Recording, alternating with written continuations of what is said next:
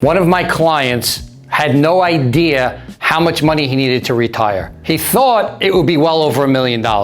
His actual number was $700,000. And the good news, he was already there. The problem was he never stopped to do the math. Like most people, he just picked a big number, but retirement doesn't work like that. In this video, I'm going to show you exactly how we helped him figure out his math. You don't start with a number, you work backwards from the life you're looking to support. Let me show you how this works. Quick background, male, 68 years old, single, no mortgage, and generally doesn't have the highest monthly expenses. So as always, we start with the monthly spending. In his case, it was about $6,000 a month. This is how much money he spent every single month between insurance, spending, cell phones, you name it, pretty much to support his lifestyle. He needed $6,000 a month coming in every single month for him not to be working anymore. We started there with $6,000 being his monthly living expenses, and then we looked at what fixed sources of income were coming in every single month. In his case, he's not getting a pension, doesn't have any rental property, so the only fixed income he has coming in, like a lot of people, is his Social Security. And his Social Security was $2,900 per month. So we got $6,000 a month he needs to spend.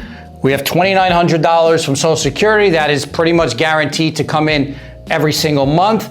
What does that leave? It leaves a gap. In his case, the gap was about $3,100. $3,100 is how much money needs to be supported from his portfolio so he could choose not to work anymore. At the time we ran through the numbers, his portfolio value between all his accounts was right about $725,000. So just to recap, he needs $6,000, his $2,900 coming in from Social Security every month. So the difference we have to make up is $3,100. And the question was, can a $725,000 portfolio support $3,100 a month being withdrawn on day one and then adjusted for inflation every single year? That's a little over a 5% withdrawal rate, which can work in the right situation.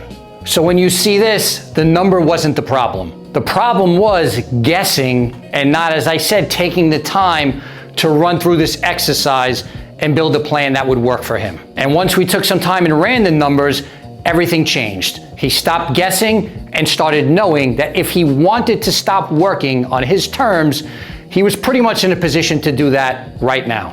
The kicker, he plans to work another 1 or 2 years because he's not mentally ready to retire, which is great. But knowing that he could stop working today if he wanted to is powerful, because now he goes to work on his terms only, knowing that he does it because he wants to, but not because he has to. And that's the position that we all want to get to in life. And again, this worked for his situation. Maybe your situation is a little bit different. A good thing he had going for him was that he had roughly about half of his monthly expenses paid for by his fixed income, which was his Social Security coming in every single month. And with no mortgage, as I said, he didn't have the highest overhead expenses. There were places where we know he could always cut back or make any adjustments if he had to. And that's why those blanket numbers, $1 million you need to retire, $2 million, they're just marketing, but it's not reality. But the process is always the same. You don't always need more. You just need to know what your number is. If you want to take some time and run through these numbers for yourself, I posted a video 2 weeks ago that breaks down this entire process that'll explain everything out to you in more detail. Or at PureVest, we'd be happy to sit down with you and help you walk through these numbers so you could be crystal clear on exactly what your number is. And that's how you make work optional on your terms.